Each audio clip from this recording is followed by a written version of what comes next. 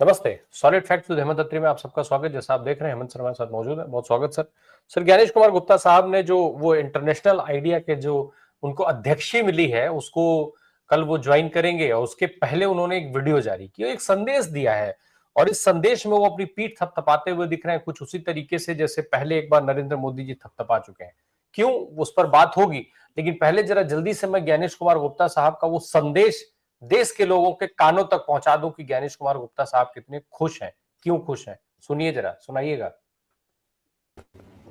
निष्पक्ष एवं पारदर्शी चुनावों के सफल संचालन को आज पूरा विश्व जानता भी है और मानता भी है, और इसीलिए विश्व के 37 जनतांत्रिक देशों के प्रतिष्ठित समूह ने अपने 30 वर्षों के इतिहास में पहली बार भारत को international institute for democracy and electoral assistance international idea के अध्यक्ष के रूप में आमंत्रित किया है। यह भारत के सभी नागरिकों और सभी चुनाव कर्मियों के लिए अत्यंत गौरव का क्षण है। जय हिंद, जय भारत। तो ज्ञानेश कुमार गुप्ता जी ये कह रहे हैं सर कि पारदर्शी चुनाव के सफल संचालन में यहाँ पूरा देश जो है मरा जा रहा वोट चोरी के चक्कर में कि वोट चोरी कहां से कहां तक पहुंच चुकी है। विपक्ष जो है बता करके थका जा रहा है कि कैसे कैसे ज्ञानेश कुमार गुप्ता साहब आइडिया निकाल रहे हैं।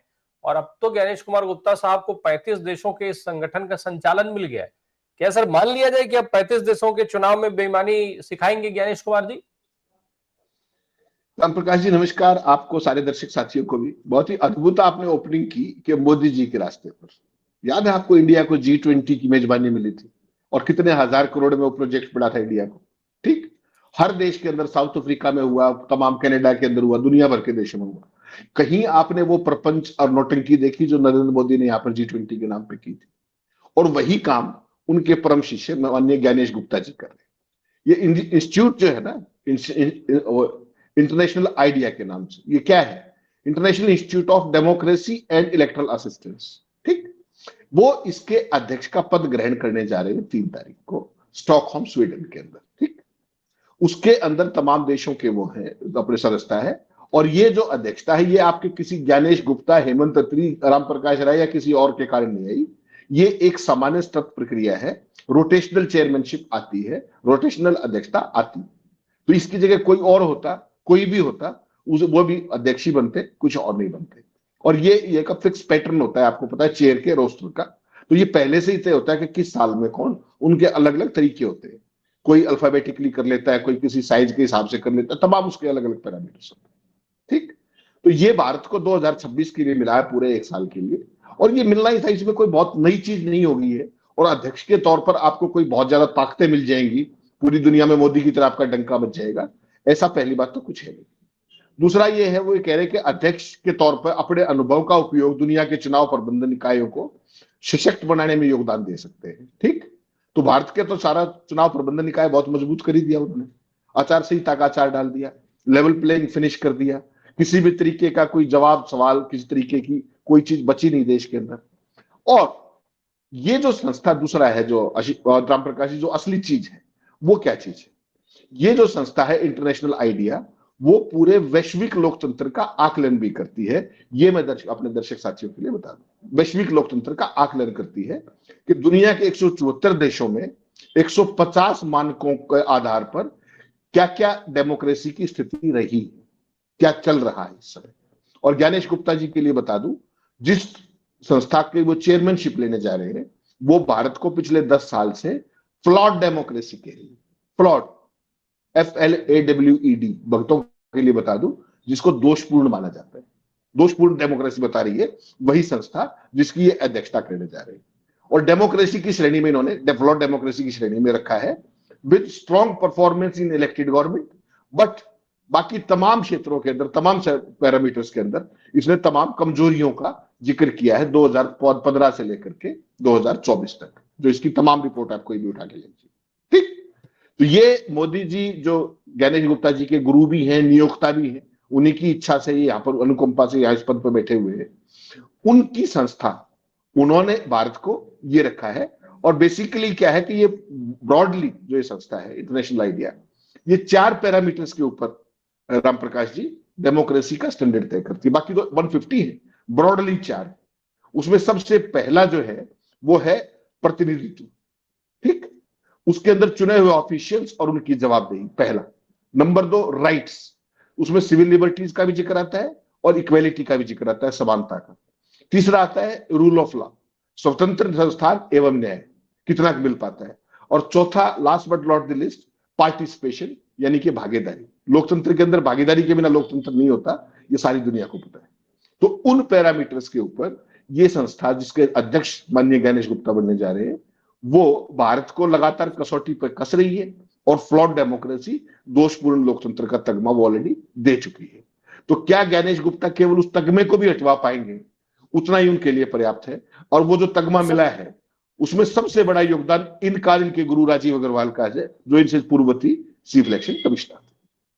सर मेरा सवाल ये है कि जब ये संस्था ऑलरेडी फ्लॉड डेमोक्रेसी कह चुकी है भारत को और इन सारी चीजों की बात जब आप जो कह रहे हैं, तो फिर इनको अध्यक्षीय दी क्यों जा रही है? अगर रोटेशनल प्रणाली में भी आती हो तो क्या ऐसे वक्त में एक ऐसे आदमी को, जिसमें अब जो अपने देश में इतनी बुरी तरीके से घिरा हुआ है, लगातार वो ट्रोल हो रहा है, उसकी गलत नीतियां लगातार देश में जाने ले रही हैं, लोगों की जाने जा रही हैं, उस व्यक्ति को आप 35 देशों के चुनाव का जो है वो जिम्मा सौंप दीजिएगा?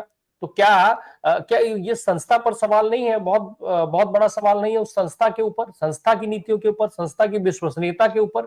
जैसे ज्ञानेश कुमार अविश्वसनीय हुए हैं, वैसे संस्था हो जाएगी दुनिया में? नहीं राम प्रकाश जी, देखिए संस्थाएं जो है ना, अंतर्राष्ट्रीय संस्थान, जो ये सहयोग समूह होते हैं, वो किसी व्यक्ति या देश से ऊपर होते हैं।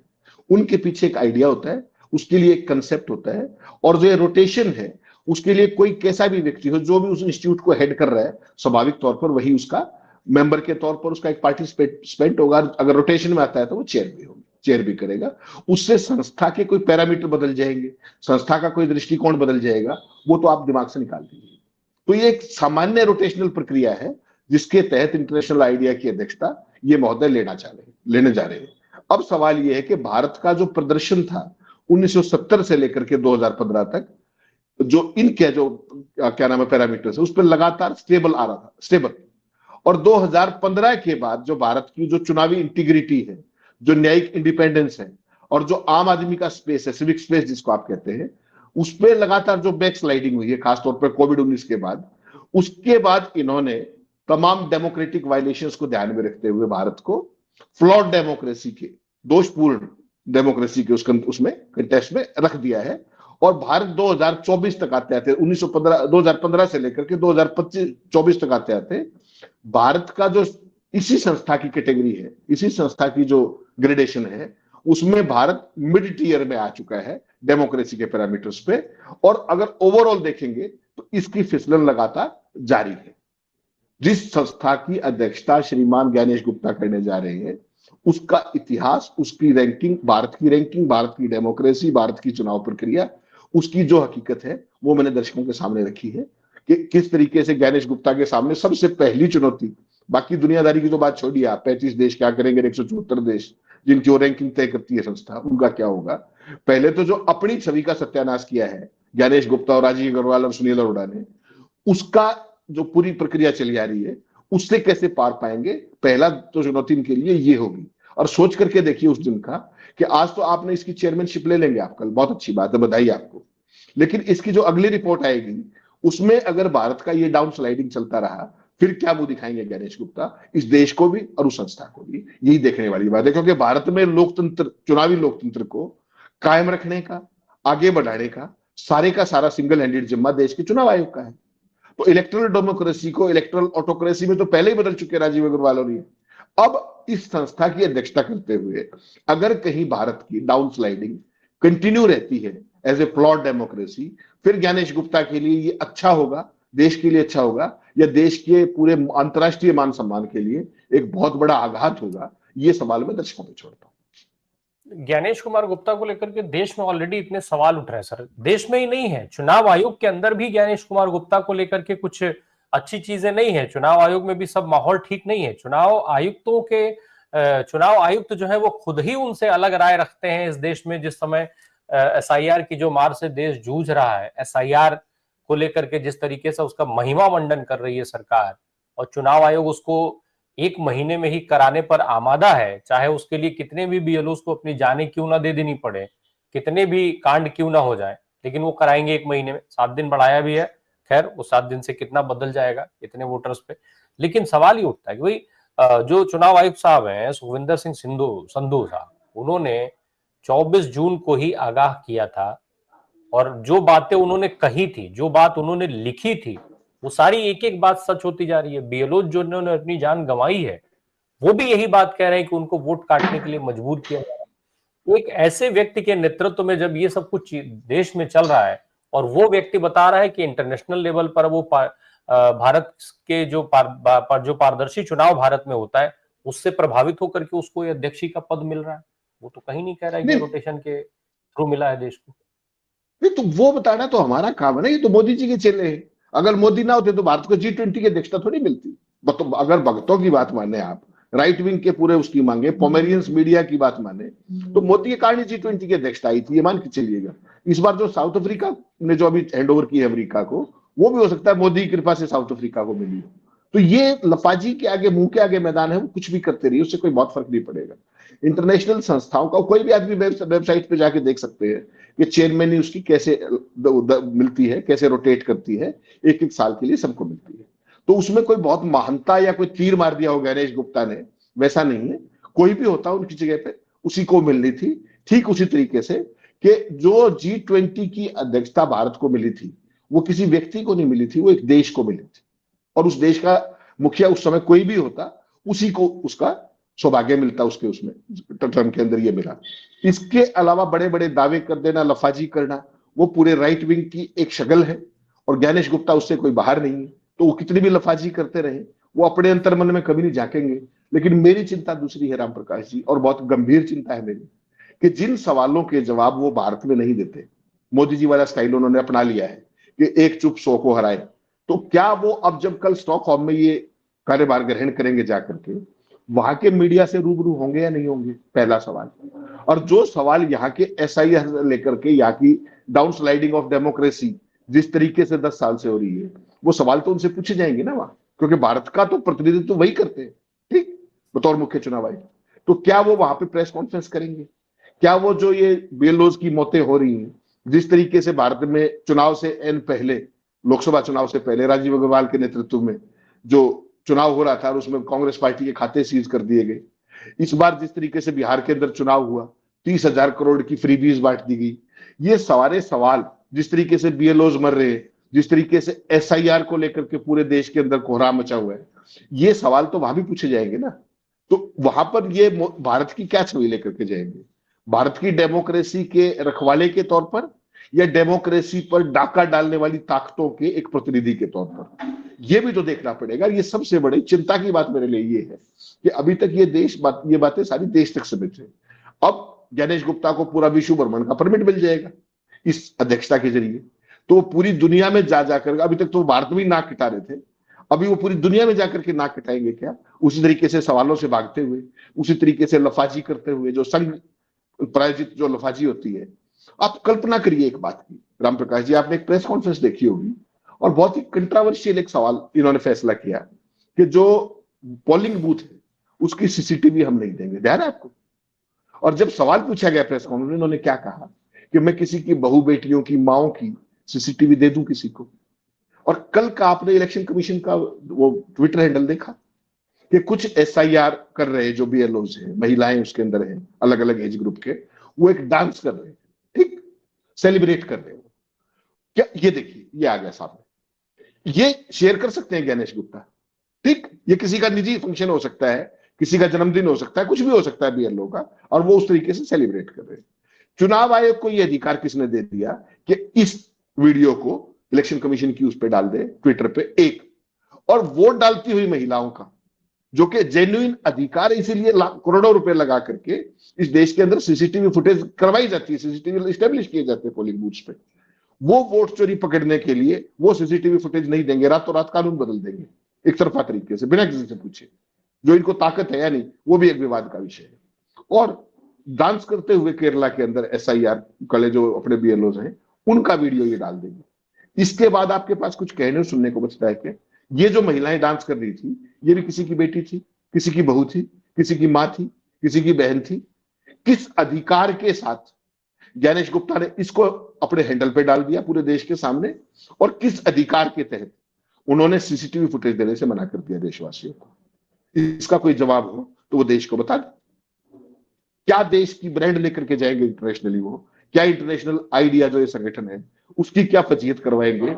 ये भविष्य के गर्भ में है, लेकिन इनके सामने जो सवाल है वो आज देश में मौजूद है, और जहां जाएंगे पूरी दुनिया में मौजूद रहेंगे कि तुमने लोकतंत्र का क्या सत्यानाश किया है। आते ही, चाहे वो बिहार का मामला हो, चाहे एसआईआर के जरिए पूरे देश के अंदर जो पार्टिसिपेटरी डेमोक्रेसी है, जो इंक्लूसिव डेमोक्रेसी है, उसको आप किस तरीके से तबाह और बर्बाद करने में लगे हुए हैं अपने राजनीतिक आकाओं के जरिए, वो सवाल अब पूरी दुनिया में इनसे पूछा जाएगा। लेकिन ज्ञानेश कुमार गुप्ता तो इसकी टेक्निक पहले से जानते हैं। वो तो बंच में सवाल लेते हैं, 5 सवाल 10 सवाल का बंच बनवाएंगे, जिसका जवाब मन करेगा देंगे। और अगर किसी ने दोबारा पूछा तो फिर वही मोदी जी का फॉर्मूला तो है ना, कि ये जब कोई बड़ा आदमी जो है किसी देश के बड़े संस्था का अंतरराष्ट्रीय स्तर पर चेयरमैन बन जाता है तो वो निजी सवालों का जवाब नहीं देता, बात खत्म। काहे की टेंशन उसमें? मोदी जी जब कह सकते हैं जाकर के अडानी पर पूछे गए सवाल को कि 2 देशों के राष्ट्राध्यक्ष निजी मामलों पे बात नहीं करते हैं, तो ज्ञानेश कुमार गुप्ता भी कह देंगे कि भाई अगर मोदी जी के लिए सर मामला अडानी जी अगर निजी मामला है तो ज्ञानेश कुमार गुप्ता के लिए मोदी जी निजी मामला नहीं होंगे, भारतीय जनता पार्टी निजी मामला नहीं हो जाएगी, फिर वहां कह करके किनारे हो जाएंगे।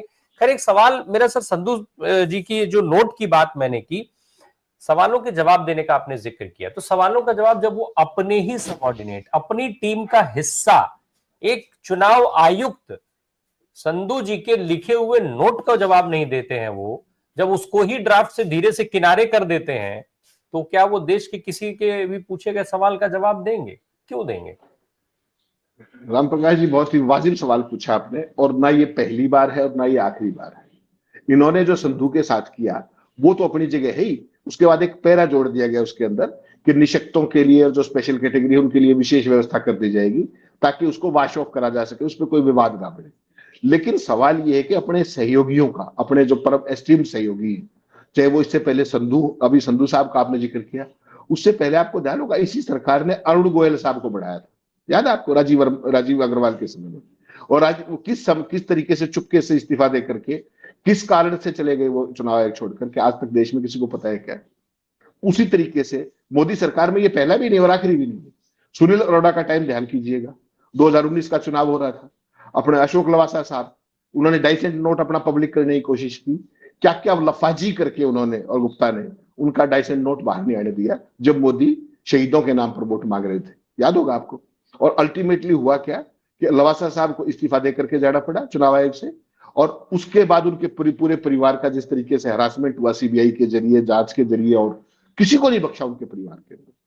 ठीक, तो ये जो उसके बाद राजीव अग्रवाल का, अरुण गोयल का देख लीजिए, अरुण गोयल के बारे में अंदर खाने की खबर बाहर आज तक ऑन रिकॉर्ड कुछ नहीं आया, सीधे सीधे खबर ये आई कि वो राजीव अग्रवाल ने बाकायदा उनकी शिकायत की अपने एम्प्लॉयर्स को जाकर के, अब मैं किसी का नाम नहीं लेना चाहता, आप भी समझ जाइए कौन करता है, जाकर के बताया कि साहब ये आपके काम पूरे नहीं होने देगा, ये मेरे काम में अड़ंगा डाल रहा है, और चुपके से वो इज आउट होके चले गए। आज तक उन्होंने एक शब्द मुंह नहीं खोला। संधू साहब ने बहुत ही गहराई की बात, वाजिब बात, व्यवहारिक बात कही थी, उसको धीरे से अपने एक पैरा डाल करके साइड स्टेप करने की कोशिश तो कर ली, लेकिन सवाल तो संधू साहब पे भी आएगा ना कि वो कैसे बात, अपनी बात पे इतने से करने से मान गए, उन्होंने उस बात को आगे क्यों नहीं बढ़ाया, या उनके ऊपर भी किस तरीके का दबाव डलवाया गया। संधू साहब ने जो बात कही बहुत ही व्यवहारिक बात थी एसआईआर के संदर्भ में और पूरे प्रोसीजर्स को लेकर के, जिस तरीके से केवल एक पैरा डाल करके हाँ विशेष व्यवस्था कर देंगे बुजुर्गों के लिए, इसके लिए वो एक पार्ट ठीक है, लेकिन नागरिकता वाले सवाल का क्या? तो ये सारी की सारी चीजें एक संधू साहब ने कर दिया तो हो सकता है उनको ये महंगा पड़ जाए आने वाले समय में, कोई कह नहीं, क्योंकि इनका समय अभी 3 साल से भी ज्यादा पड़ा हुआ है ज्ञानेश गुप्ता का। और जिस तरीके से ये मुंह लगे सरकार के, भाई 90% स्ट्राइक रेट राजीव अग्रवाल अगर दिलवा के गए थे महाराष्ट्र के अंदर 93%, तो इन्होंने भी बिहार में 90% प्लस कर दिया ना, और वेस्ट बंगाल की तैयारी में है, ये अलग बात है कि वहां फंस गए। तो संधू साहब हो, अरुण गोयल हो, अशोक लवासा हो, मौजूदा रिजीम के अंदर यही उदाहरण है 3, 2019 से लेकर के अब तक। उससे पहले आपने चुनाव आयोग में क्योंकि सारे बहुत ही वरिष्ठ नौकरशाह होते हैं और वो देश के लिए काम करते हैं, किसी सत्ता के लिए काम नहीं करते, किसी व्यक्ति की सत्ता कायम करने के लिए काम नहीं करते, विपक्ष को हराने के लिए काम नहीं करते। ये पहला अवसर है जब राजीव अग्रवाल, सुनील अरोड़ा, उसके बाद ये श्रीमान ज्ञानेश गुप्ता, ये एक सत्ता विशेष के लिए काम कर रहे हैं, लोकतंत्र को तहस नहस और बर्बाद करने के लिए।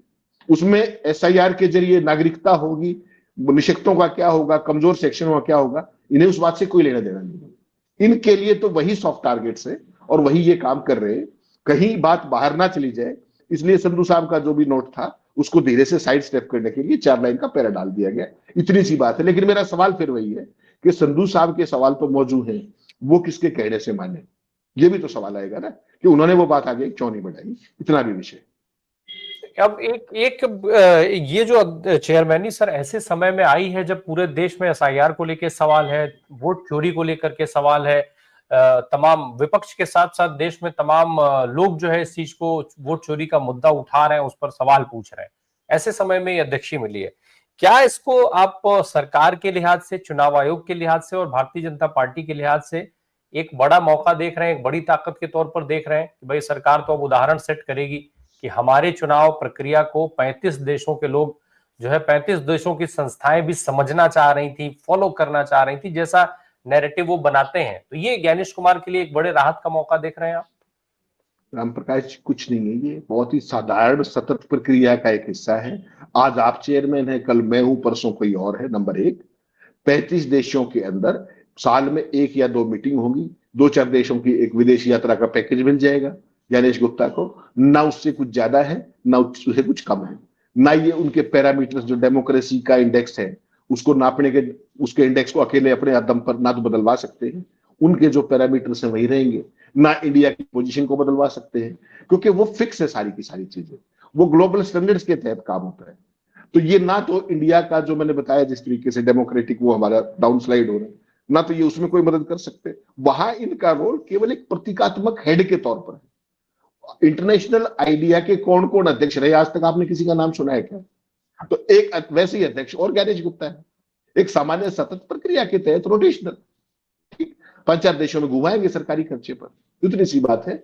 5-4 देशों में घुमाएंगे, अपना सैर सपाटा करेंगे, लफाजी करेंगे संघ के स्टाइल के अंदर, अपने महिमा मंडन करेंगे, कई सवाल आएंगे तो पूछ दुम दुबा के भाग आएंगे।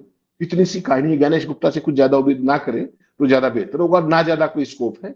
ये इंटरनेशनल संगठन, ये ग्रुपिंग्स, ये ऐसे ही काम करती हैं।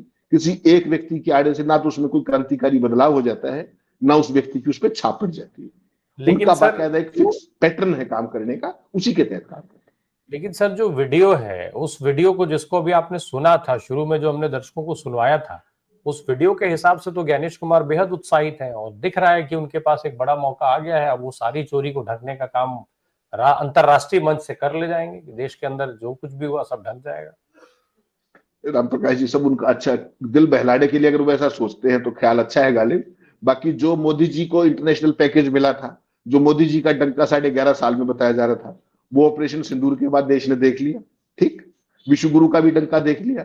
इस तरीके से ज्ञानेश गुप्ता ने जो इतनी बड़ी उपलब्धि बताई है अपनी, कि उनके नेतृत्व में 40 से ज्यादा बीएलओ बेचारे बड़ी जान दे चुके हैं अलग अलग कारणों से, उस बात का सवाल का जवाब देने की बजाय अंतर्राष्ट्रीय स्तर पर जाके बेइज्जती कराएंगे, ऐसी मुझे उनसे पूरी उम्मीद है, क्योंकि सवालों के जवाब उनके पास नहीं है।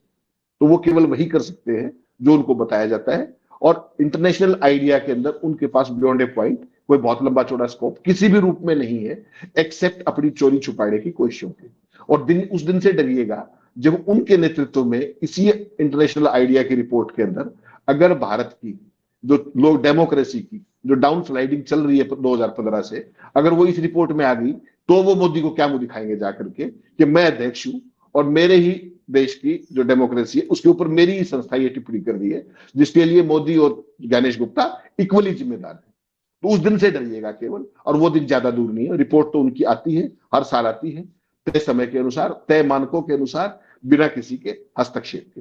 फिर क्या मुंह दिखाएंगे वो देखना बड़ा इंटरेस्टिंग होगा। बिल्कुल, ये शायद ज्ञानेश कुमार गुप्ता भले ही इसको अपने मौके के तौर पे देख रहे हो अपने लिए, हालांकि उनके लिए फौरी राहत तो दिख ही रही है कि कम से कम कुछ दिन अब देश में भक्तों को यही दिखाया जाएगा कि देखिए हमारी बदौलत इतना बड़ा पद जो है मिल गया, जैसे G20 को लेकर के दिखाया गया था तमाम अलग अलग जगहों पर अलग अलग इवेंट करा करके भक्तों को बताया गया, भक्तों ने वाहवाही की। उसी तरीके से कुछ ज्ञानेश कुमार गुप्ता के लिए भी अगर होने लगे इस देश में, तो मुझे लगता है आश्चर्य नहीं होना चाहिए। बहुत बहुत शुक्रिया सर हमसे बात करने के लिए। Thank you so much.